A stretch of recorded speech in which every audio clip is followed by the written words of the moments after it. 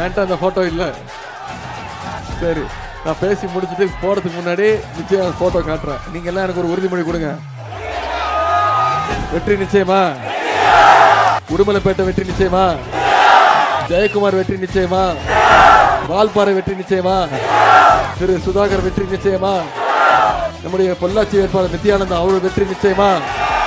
சரி, 2021 நம்ம கொடுத்த வாக்குறுதி மகளிருக்கு கட்டணமில்லா பேருந்து திட்டம் பண்ணுவோம்னு சொன்னே பண்ணி கொடுத்தோமா? காலைல பள்ளிக்கூடத்துக்கு பசங்க வந்தாங்கன்னா பசியோடு இருக்கக்கூடாதுன்னு சொல்லி அவங்களுக்கு 1ஆம் வகுப்புலேருந்து 5ஆம் வகுப்பு வரைக்கும் முதலமைச்சர் காலை உணவு திட்டம். சரி, பள்ளிக்கூடத்துக்கு வந்த குழந்தைங்க காலேஜுக்கு போய் படிக்கணும்னு ஒவ்வொருத்தருக்கும் மாசம் 1000 ரூபாய் கல்வி ஊக்கத்தொகை 14 லட்சம் மாணவர்களுக்கு வழங்கியிருக்கிறோம்.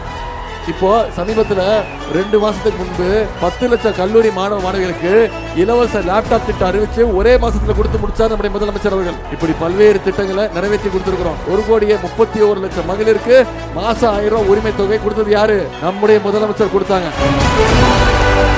பாருங்க, இந்த போட்டோ நான் விருப்பம் இல்லாம காட்டுறேன். இந்த போட்டோக்கு எனக்கு சம்பந்தம் கிடையாது, நீங்க கேட்டதுனால காட்டுறேன். சரியா? இப்படிதாம அவர் முதலமைச்சர் ஆனாரு. ஏற்கனவே நாம 10 தோல்வி கொடுத்துருக்கிறோம். இந்த தேர்தலோட 10 தோல்வி பழனிசாமிய மொத்த தோல்வி பழனிசாமியாக்கி வீட்டில் உட்காருறோம். செய்வோமா?